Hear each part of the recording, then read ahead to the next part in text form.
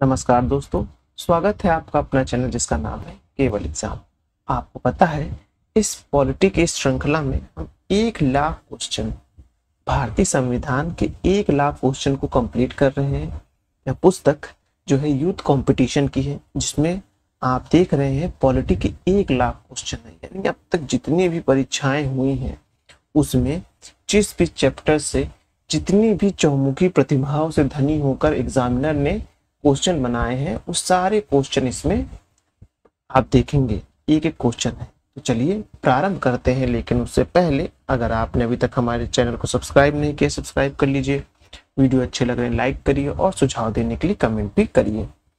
आज जो हम पढ़ने जा रहे हैं वह एक नया टॉपिक है जिसका आप देख रहे हैं, वो है उद्देशिका प्रस्तावना। ये वही उद्देशिका या प्रस्तावना है जिसमें आप हमारे संविधान के पूरे प्रारूप को, यानी संविधान की एक एक बातों को आप अच्छे से समझ सकते हैं।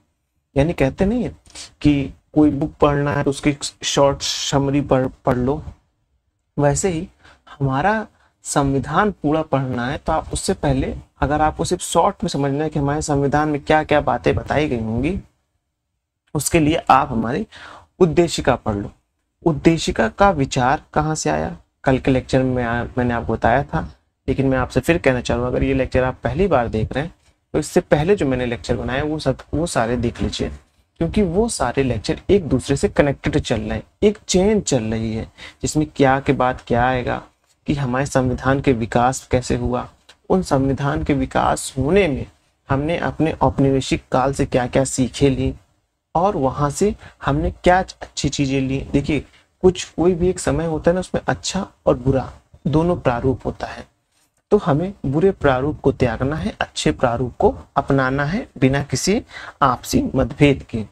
तो वैसे ही यहाँ पास आप देखेंगे तो जो हमारे संविधान के विकास में जो एक अलग अलग जो ब्रिटिश कंपनियों द्वारा या ब्रिटिश साम्राज्य के द्वारा अलग अलग जो चार्टर निकाले गए या अधिनियम निकाले गए, उसमें क्या क्या बातें थी उसको देखा हम लोगों ने।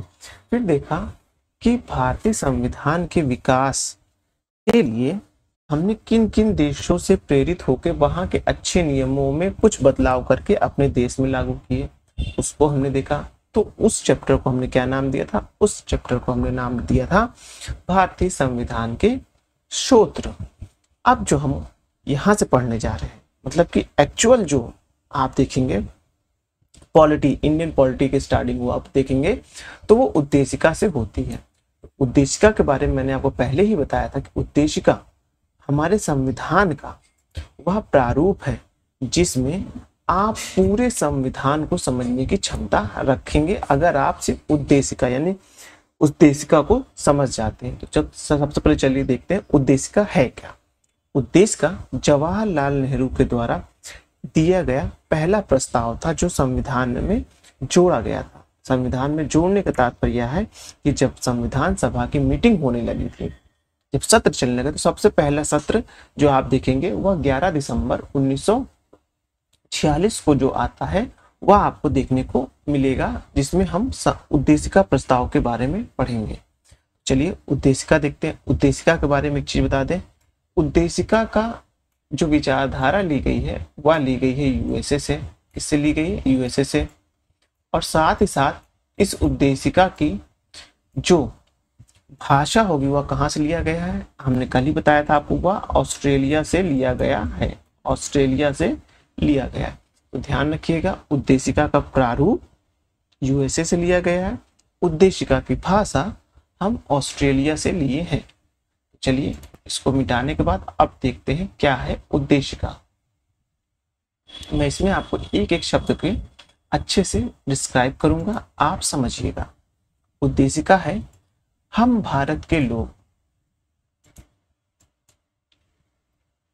चलिए देखते हैं उद्देशिका के बारे में। उद्देशिका में लिखा है हम भारत के लोग, यानी कौन? भारत की जनता। कौन जनता?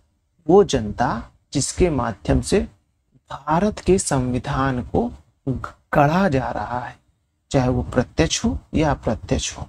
तो वही बोला है हम भारत के लोग, यानी we the people of India. हम भारत के लोग भारत को एक संपूर्ण प्रभुत्व संपन्न, कैसा प्रभुत्व संपन्न, यानी अपने सारे निर्णय लेने के लिए हम खुद में स्वतंत्र हैं और हमारे नियम किन देशों के साथ या किन व्यक्तियों के साथ कैसे होंगे उसकी जिम्मेदारी केवल हम लेते हैं।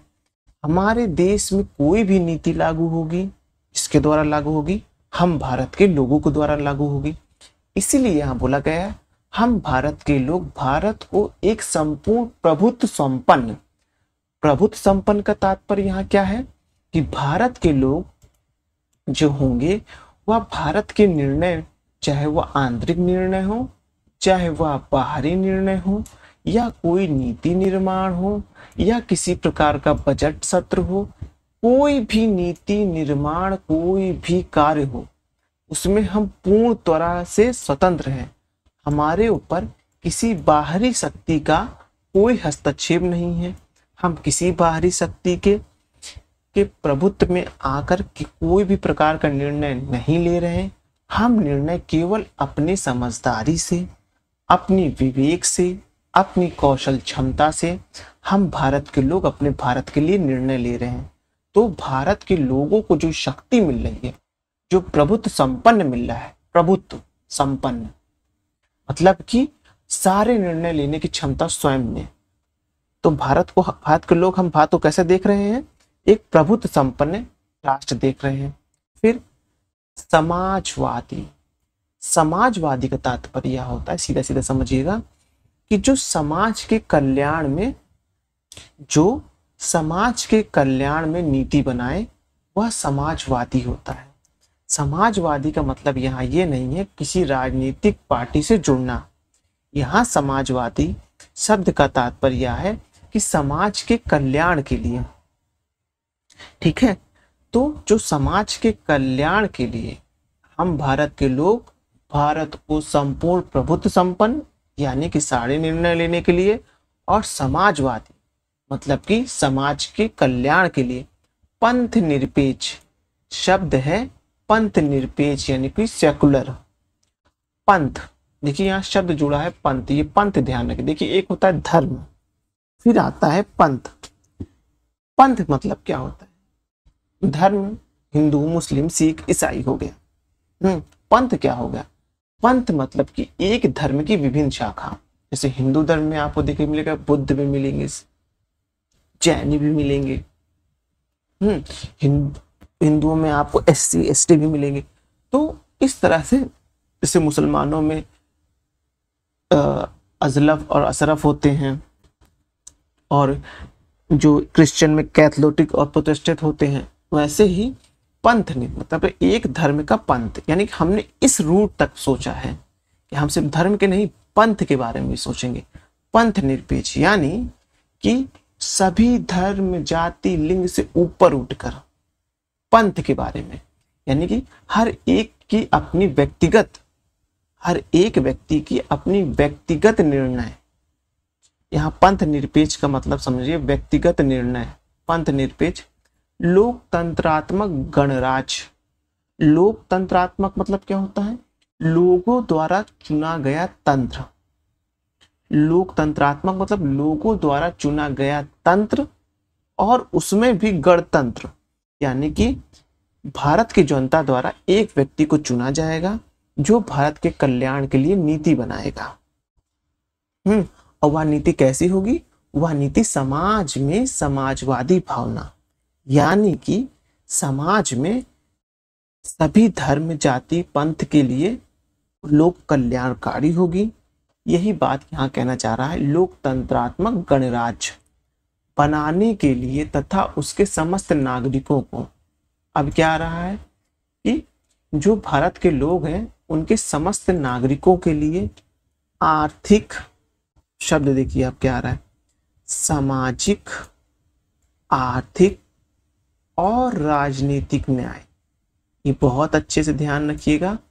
भारत की प्रस्तावना में 3 प्रकार के न्याय लिखे हुए हैं, सामाजिक, आर्थिक और राजनीतिक। इन शब्दों के क्रम को भी ध्यान रखिए। क्या है, इन शब्दों के क्रम को भी ध्यान रखिएगा, क्योंकि प्रश्न क्रम से ही बनेंगे और पूछेगा कि भारत की प्रस्तावना में, यानी कि संविधान की प्रस्तावना में कितने प्रकार की न्याय की बात की गई है। तो भारत के संविधान में 3 प्रकार की न्याय की बात की गई है, जिसमें देखेंगे आप सामाजिक है, आर्थिक है और राजनीतिक न्याय के बारे में उल्लेख है।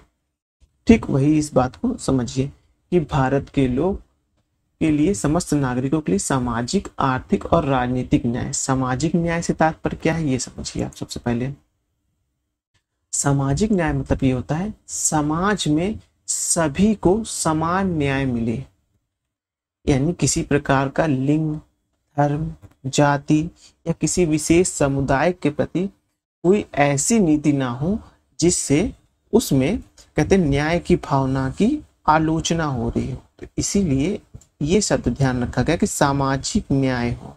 कैसा हो? समाज में सभी के लिए बराबरी न्याय हो। आर्थिक न्याय, आर्थिक न्याय का तात्पर्य क्या है? सभी को आर्थिक गतिविधियां चलाने के लिए समान अवसर प्राप्त हो, यानी किसी के साथ ऐसा ना हो कि न्यायोचित स्थिति उत्पन्न ना हो। सभी को सामाजिक और आर्थिक न्याय प्राप्त हो और राजनीतिक न्याय भी प्राप्त हो, कि सभी का और सभी वर्गों, सभी धर्म, सभी जातियों को अपने न्याय के लिए किसी प्रकार के दूसरे उपबंध पर आश्रित ना होना पड़े। इसीलिए सभी का समाज में समान कंट्रीब्यूशन हो राजनीतिक तौर पर। इसलिए सामाजिक, आर्थिक और राजनीतिक न्याय की यहाँ बात की गई है। फिर क्या बात की गई, अब ये देख लेते हैं। आपको समझ में आ गया होगा सामाजिक न्याय का मतलब क्या है, कि सभी को समाज में समान न्याय हो। फिर उसके बाद हमने बताया आर्थिक न्याय से तात्पर्य क्या है, कि सभी को आर्थिक गतिविधियां प्रारंभ करने की समान अवसर हो। साथ ही राजनीतिक न्याय से तात्पर्य ये है कि सभी को अपनी आवाज उठाने के लिए, सभी को लोकतंत्र का हिस्सा बनने के लिए, सभी को न्यायोचित स्थिति उत्पन्न की जाए। तो ये हो गया राजनीतिक न्याय।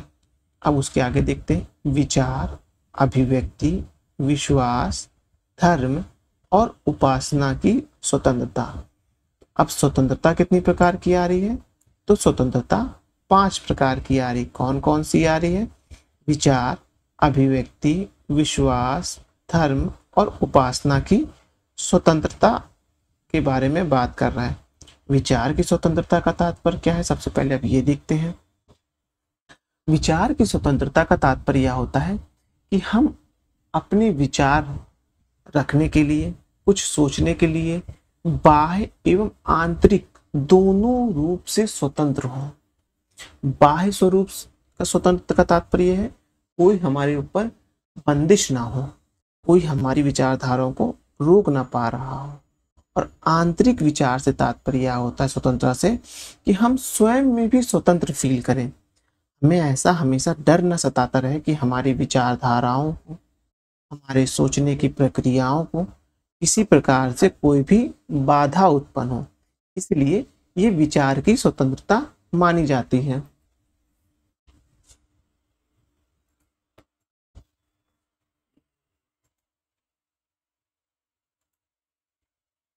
तो विचार से आप तात्पर्य समझ गए हैं।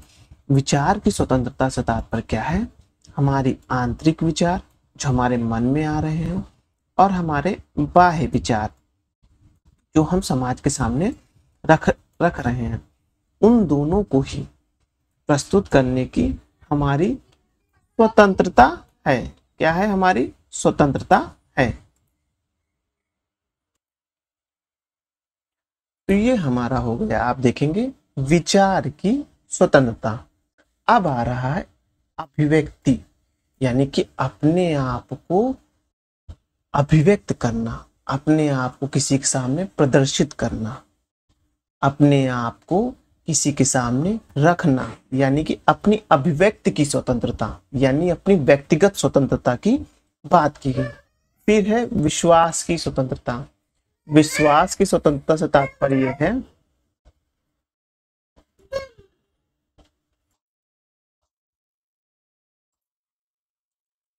विश्वास की तो स्वतंत्रता तात्पर्य क्या है, यानी कि आप किसी के ऊपर जबरदस्ती का विश्वास नहीं जताएंगे।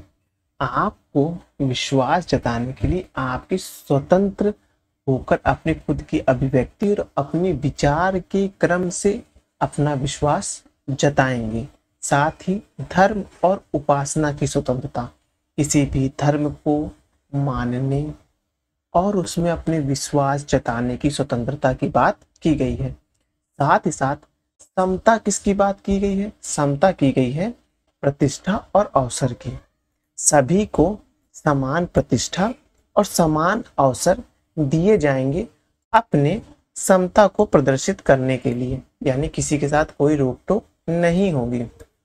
समता प्राप्त करने के लिए तथा उन सब में व्यक्ति की गरिमा और राष्ट्र की एकता, किसकी, व्यक्ति की गरिमा, यानी कि जो भी व्यक्ति होगा उसका अपना जो गरिमा होगी, अपनी जो प्रतिष्ठा होगी, अपना जो सम्मान होगा, और राष्ट्र की एकता और अखंडता सुनिश्चित करने वाली बंधुता, यानी कि राष्ट्र और उस व्यक्ति की गरिमा के साथ साथ राष्ट्र की एकता और अखंडता, यानी कि राष्ट्र में किसी भी प्रकार की ऐसे तत्व विद्यमान ना हो जिससे राष्ट्र की एकता और अखंडता को खतरा पहुंचे। इस बात को यहाँ कहा गया है। सुनिश्चित करने वाली बंधुता बढ़ाने के लिए दृढ़ संकल्प होकर, यानी कि हम सबने वचन लेकर, यानी कि दृढ़ संकल्प होकर अपनी इस संविधान सभा में आज तारीख, यानी कि संविधान सभा के आज की तारीख क्या लिखी, 26 नवंबर 1949, यानी कि 11वां सत्र था ये। कल के लेक्चर में आपने देखा होगा, और ये लास्ट सत्र था जिसमें आप देखेंगे हमारा संविधान के कुछ पहलुओं को लागू कर दिया गया था। आज तारीख 1949 में मिति मार्गशीर्ष शुक्ल सप्तमी संवत 2006 विक्रम को एतोदर इस संविधान को अंगीकृत यानी कि अपनाकर, अधिनियमित यानी लागू कर और आत्मार्पित यानी कि स्वयं में आत्मा से अर्पित करते हुए लागू किया जा रहा है। यही इस संविधान में बोला गया है। इस संविधान के एक एक प्रस्तावना के एक एक शब्द को मैंने आपको बता दिया है। अब मैं शब्द को पूरा रिपीट करने जा रहा हूं तो आपके दिमाग में एक अच्छी छवि बैठ जाएगी किन किन शब्दों का किन किन अर्थों के साथ मिलाया गया है। चलिए प्रारंभ करते हैं। पहले सबसे पहले इसको हम रफ करते हैं।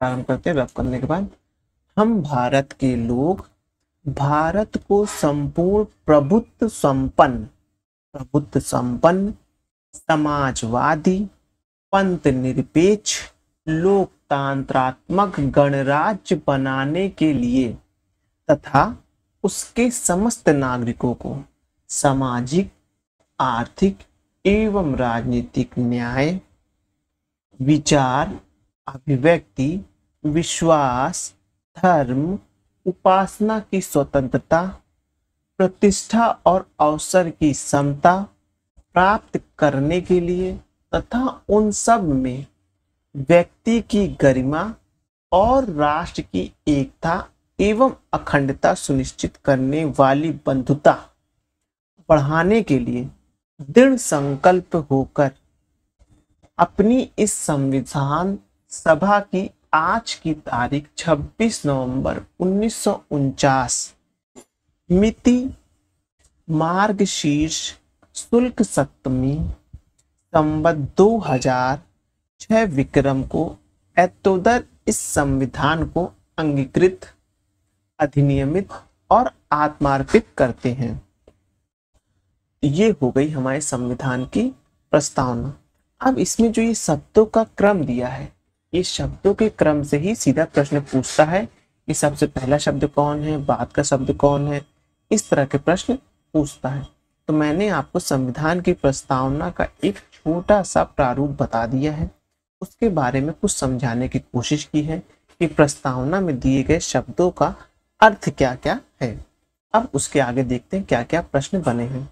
भारतीय संविधान का आधार क्या है, दार्शनिक आधार क्या है। भारतीय संविधान का दार्शनिक आधार क्या है, वह दार्शनिक आधार आपको देखने को मिलेगा उसकी प्रस्तावना या उद्देशिका में देखने को मिलेगा। अब है संविधान की उद्देशिका को क्या कहा जाता है? संविधान की उद्देशिका को संविधान की कुंजी कहा जाता है। कुंजी के तात्पर्य क्या होता है? कोई बहुत बड़ी बुक का एक शॉर्ट समरी ही कुंजी कहलाता है। तो संविधान की उद्देशिका को क्या कहा जाता है? संविधान की कुंजी कहा जाता है। भारतीय संविधान की उद्देशिका किसे इंगित करती है? मतलब क्या बताती है भारतीय संविधान की उद्देशिका? ये बताती है कि प्राप्त किए जाने वाले लक्ष्यों को। कैसा लक्ष्य है?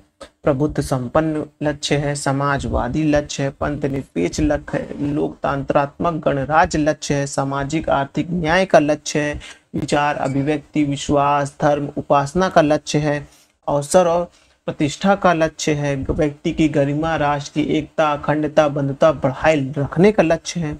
इसीलिए इस पूरे प्रस्तावना को जब आप पढ़ेंगे तो आपको एक बात पता चलेगी, यहाँ लक्ष्यों की बात की गई है कि भारत का लक्ष्य क्या क्या होना चाहिए। तो जो भारतीय संविधान की उद्देशिका है किसको इंगित करती है? वो इंगित करती है प्राप्त किए जाने वाले लक्ष्यों को इंगित करती है। अब जिस प्रसिद्ध अंग्रेज राजनीतिक विचारक सर अर्नेस्ट बर्गर ने अपनी किस पुस्तक में प्रस्तावना का उल्लेख किया है? वह किया है प्रिंसिपल ऑफ सोशल एंड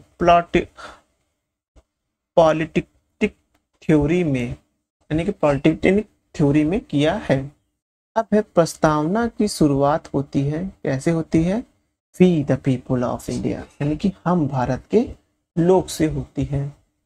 अब है संविधान की आत्मा किसे कहा जाता है? संविधान की आत्मा को उद्देशिका प्रस्ताव में को कहा जाता है। संविधान की आत्मा किसमें बस रही है? संविधान की आत्मा उसकी उद्देशिका में बसती है। संविधान की कुंजी क्या है? वह उद्देशिका है। अब है 13 दिसंबर 1946 को संविधान सभा में उद्देश्य प्रस्ताव किसने प्रस्तुत किया था? तो 13 दिसंबर को 1946 को संविधान में उद्देश्य प्रस्ताव पंडित जवाहरलाल नेहरू ने प्रस्तुत किया था। अब है उद्देश्य प्रस्ताव को संविधान सभा द्वारा कब स्वीकार किया गया? यानी कि कब किया गया? यानी कि 13 दिसंबर 1946 को पंडित जवाहरलाल नेहरू ने उद्देशिका प्रस्ताव संविधान के और संविधान मतलब कि संसद में प्रस्तुत किया। लेकिन उसे अपनाया कब गया? उसे अपनाया गया 22 जनवरी 1947 को, दिसंबर में प्रस्तुत किया गया। और आप देखेंगे करीबन 39 दिन बाद, यानी कि आप देखेंगे 22 जनवरी 1947 को इसको अपना लिया गया था। अब है प्रस्तावना में समाजवादी, पंथ निरपेक्ष और अखंडता शब्द कब जोड़ा गया? वह जोड़ा गया है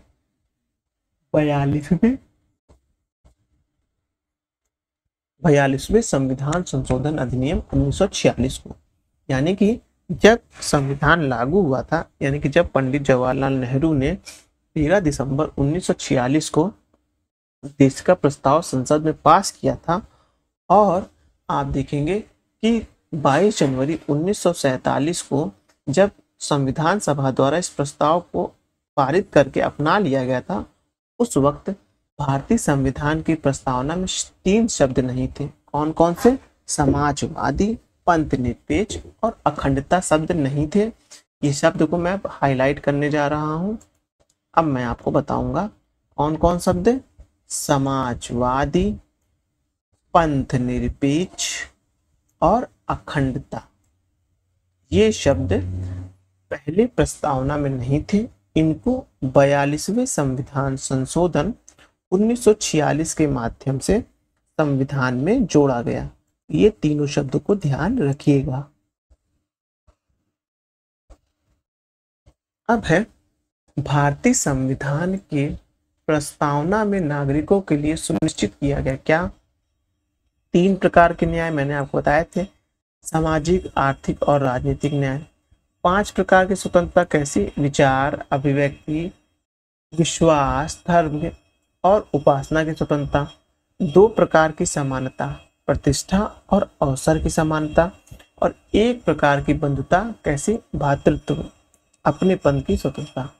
तो ये जो आप पैरा देख रहे हैं, ये जो लिखा है लाइन, इस लाइन से कम 4 से 5 जितनी लाइन लिखी उतने प्रश्न हैं ये। तो इनको आप कहीं पर लिख के अपने पास अच्छे से रख लीजिए और इसको 2-3 बार दोहराएंगे तो आपको याद हो जाएगा। अब मेरे ख्याल से ज़्यादा बेहतर दिख रहा होगा कि मैंने इसको जूम कर दिया है। अब है भारत के संविधान की उद्देशिका में शामिल नहीं है। तो भारत के संविधान की उद्देशिका में शामिल नहीं है, क्या नहीं है? वह आर्थिक स्वतंत्रता की बात नहीं करता है, वह सामाजिक, वह कैसी करता है? वह सामाजिक करता है, आर्थिक करता है और राजनीतिक स्वतंत्रता। 1 मिनट, गलत छप गया है यहाँ पर। हाँ सही है, कोई दिक्कत नहीं है। स्वतंत्रता की बात की है, मैं न्याय पे आ गया था। न्याय में आर्थिक न्याय है, स्वतंत्रता में आर्थिक स्वतंत्रता नहीं है, बल्कि आप देखेंगे विचार, अभिव्यक्ति, विश्वास, धर्म और उपासना की स्वतंत्रता बताई गई है। अब है भारतीय संविधान के निर्माताओं की सोच संविधान के किस हिस्से में परिलक्षित होती है? वह जो हमारे जो संविधान निर्माता थे वह अपनी बातों को किन प्रारूपों में प्रस्तुत करना चाहते हैं? वह भारतीय जो संविधान है उसको कैसा बनाना चाहते हैं, उनका लक्ष्य कैसा हो, वो किस विचारधारा से प्रेरित थे, वह सब किस में दिखता है? वह भारतीय संविधान की प्रस्तावना में दिखता है। अब है संविधान की उद्देशिका के अनुसार भारत में प्रभुत्व संपन्न है, कैसा है? वह आप देखेंगे संप्रभु है, हम भारत के लोग, यानी भारत का निर्णय लेने के लिए भारत के लोग स्वतंत्र हैं। अब है उद्देशिका का सहारा लिया जा सकता है, ऐसे उद्देशिका का सहारा लिया जा सकता है जब संविधान की भाषा स्पष्ट एवं संदिग्ध हो। जैसे संविधान में कोई अनुच्छेद या कोई उपबंध लिखा हो, वो कहना क्या चाह रहा है उसके बारे में जानने के लिए आप भारतीय संविधान की प्रस्तावना को समझ या पढ़ सकते हैं। अब है भारत के संविधान की उद्देशिका में शामिल नहीं है, वह नहीं है कौन? राजनीतिक समानता नहीं है। भारत के संविधान की उद्देशिका में शामिल नहीं है, क्या शामिल नहीं है? वह आप देखेंगे राजनीतिक समानता शामिल नहीं है, बल्कि आपको देखने को मिलेगी समानता में प्रतिष्ठा और अवसर की समानता की बात की गई है। अब है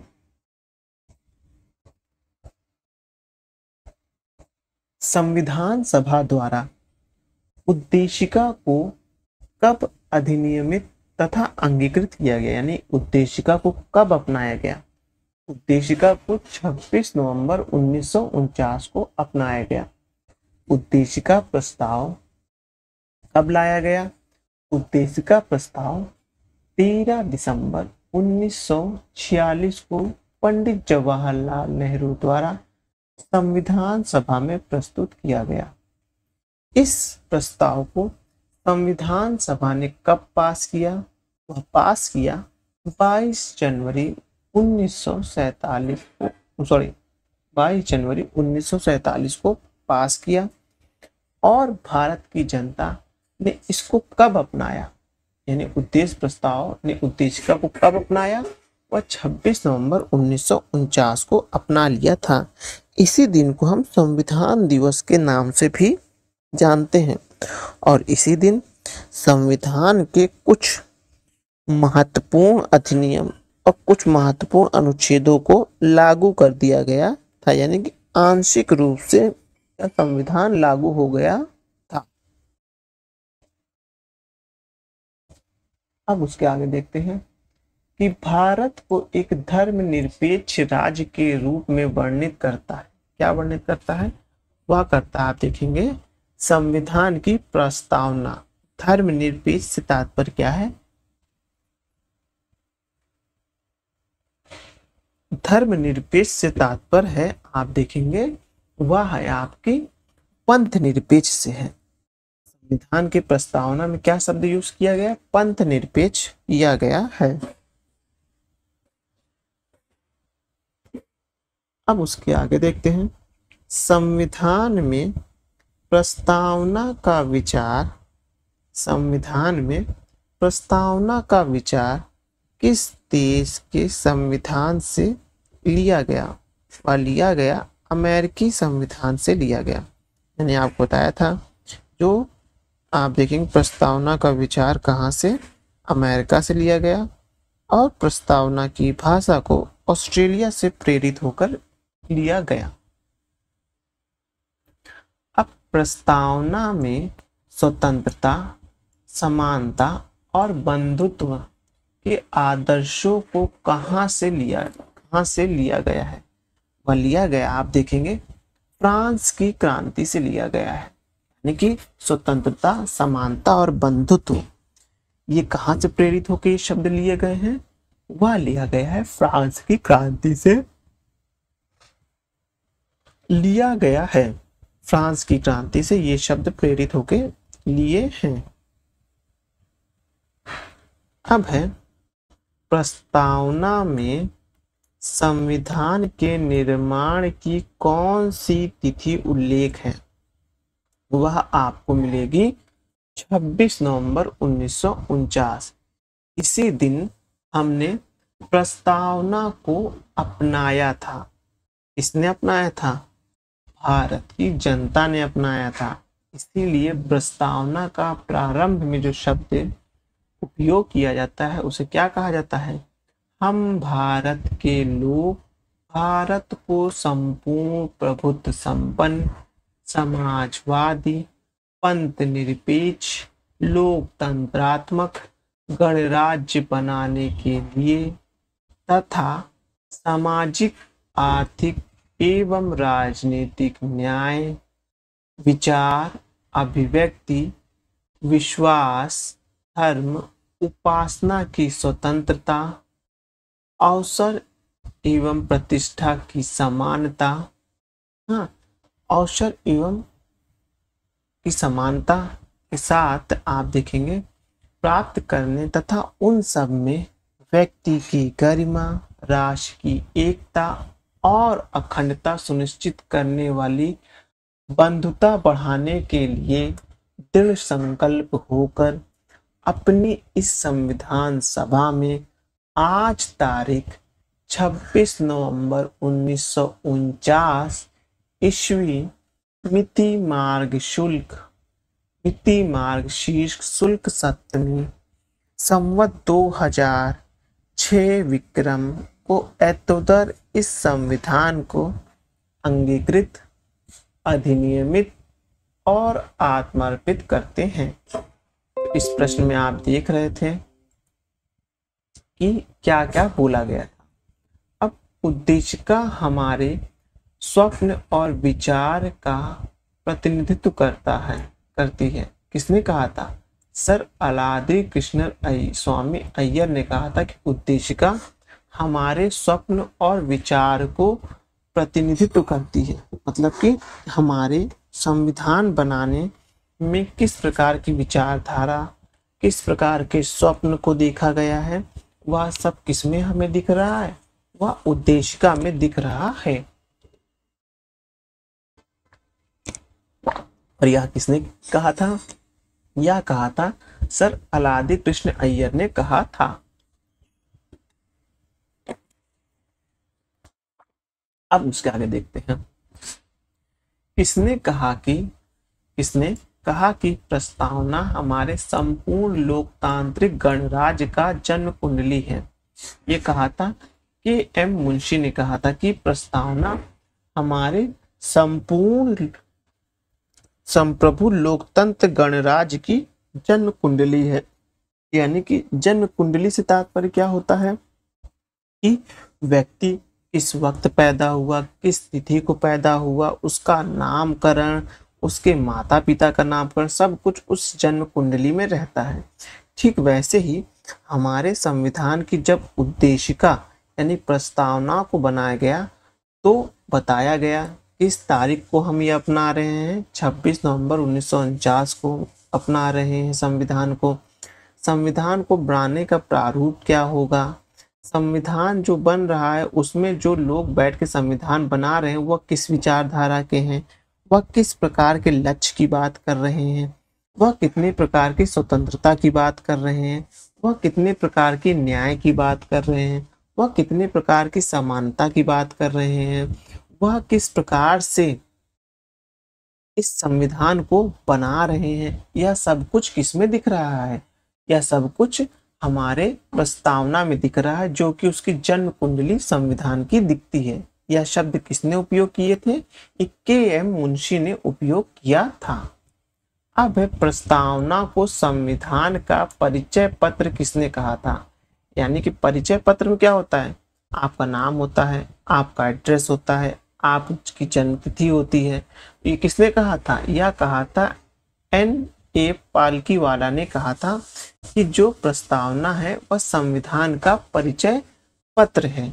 परिचय पत्र से तात्पर्य क्या है, आपको मैंने अभी बताया कि उसमें उसका नाम है, जैसे कि हमारे संविधान को बनाने वाले का नाम क्या है, हम भारत के लोग, यानी कि भारत की जनता है। ठीक वैसे ही परिचय पत्र किसने शब्द यूज किया था, वो N.A. पालकीवाला ने किया था कि संविधान को, प्रस्तावना को संविधान का परिचय पत्र कहा जा सकता है।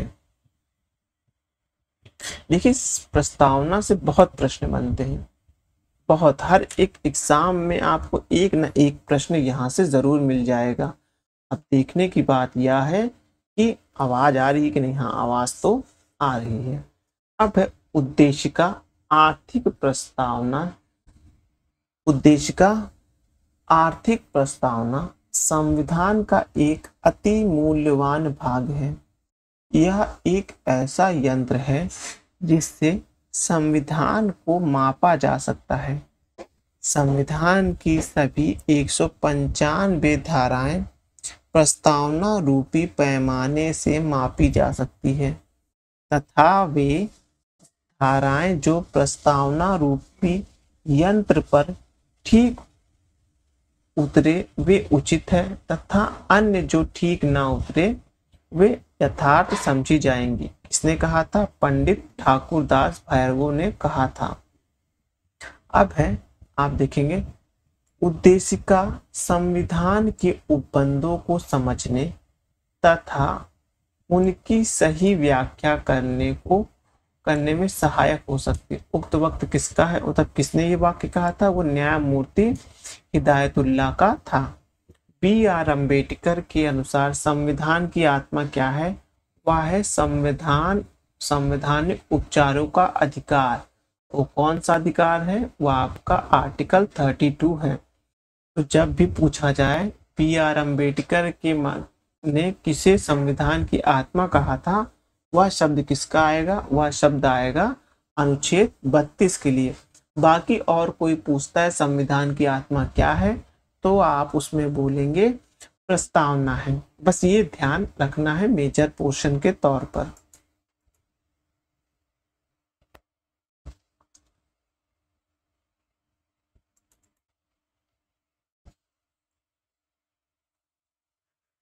प्रस्तावना में अंतर्निहित मौलिक शब्द हैं। प्रस्तावना में अंतर्निहित मौलिक शब्द कौन कौन से हैं, वह आप देखेंगे संप्रभुता, समाजवाद, पंथ निरपेक्ष, प्रजातंत्रात्मक गणराज्य, समानता, स्वतंत्रता, न्याय, एकता, अखंडता एवं भ्रातृत्व है। उच्चतम न्यायालय द्वारा सर्वप्रथम उद्देशिका को किस वाद में संविधान का भाग नहीं माना था, वो बीरूबारी वाद 1960 का था। उसमें उच्चतम न्यायालय ने कहा था कि जो उद्देशिका को संविधान का भाग नहीं माना जा सकता है। बाद में इस निर्णय का पुनर्लोकन होता है और निर्णय बदला भी जाता है, आगे देखेंगे कब। इस वाद में उद्देशिका को संविधान का भाग स्वीकार किया गया था। वह केशवानंद भारती बनाम केरल राज्य था। प्रस्तावना को संविधान की मूल आत्मा किस वाद में कहा गया था, वह गोलकनाथ बनाम पंजाब राज्य प्रकरण 1967 में कहा गया था कि संविधान की मूल आत्मा क्या है, वह गोलकनाथ वाद में कहा गया था। इस वाद का प्रस्तावना पर गहरा विचार विमर्श की छाप है। वह आप देखेंगे सज्जन सिंह बनाम राजस्थान राज्य के बारे में बोला गया था।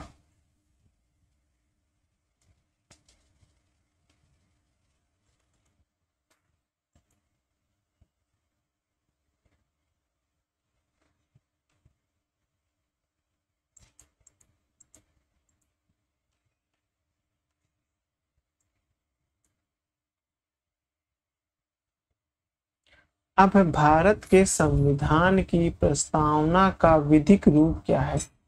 विधिक रूप आप देखेंगे, यह लागू नहीं किया जा सकता। प्रस्तावना में अब तक कितनी बार संशोधन किया जा चुका है, तो प्रस्तावना में अब तक केवल एक बार संशोधन हुआ है, वो भी आप देखेंगे 42वां संविधान संशोधन 1946 में हुआ है। इसमें 3 शब्द जोड़े गए थे। पहला शब्द पंथ निरपेक्ष, पहला शब्द समाजवाद, फिर पंथ निरपेक्ष और फिर बंधुता को जोड़ा गया था। कब जोड़ा गया था? 42वें संविधान संशोधन के माध्यम से जोड़ा गया था। 42वां संविधान संशोधन किस सन में होता है? वह 1976 में होता है, ये बात ध्यान रखिएगा। अब है उद्देशिका में निहित प्रभुत्व संपन्न, उद्देशिका में निहित प्रभुत्व संपन्न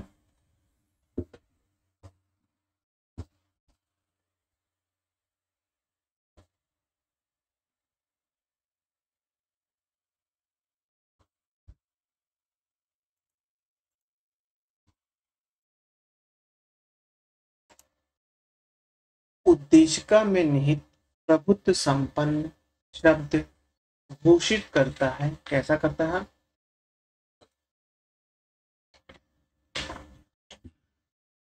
वह आप देखेंगे, वह आपको प्रभुत्व संपन्न शब्द घोषित करता है। कैसे प्रभुत्व संपन्न से तात्पर्य मैंने आपको स्टार्टिंग में बताया था, वो क्या है?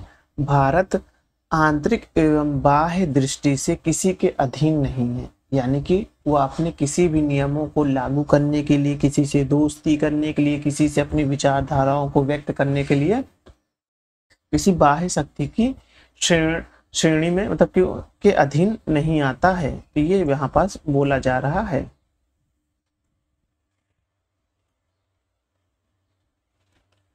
अब है संविधान की प्रस्तावना में वर्णित मौलिक शब्दों का सही क्रम क्या है। क्रम वाले प्रश्न जरूर आते हैं। सबसे पहले संपूर्ण प्रभुत्व संपन्न समाजवादी पंथ निरपेक्ष लोकतंत्रात्मक गणराज्य, ये सब आते हैं।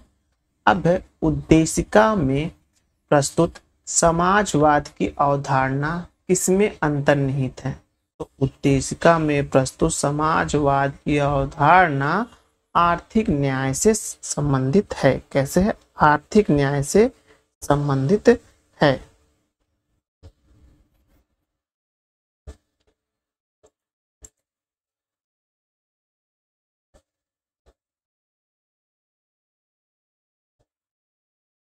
अब है प्रस्तावना के विषय में सुप्रीम कोर्ट को न्यायाधीशों का मत है। क्या था?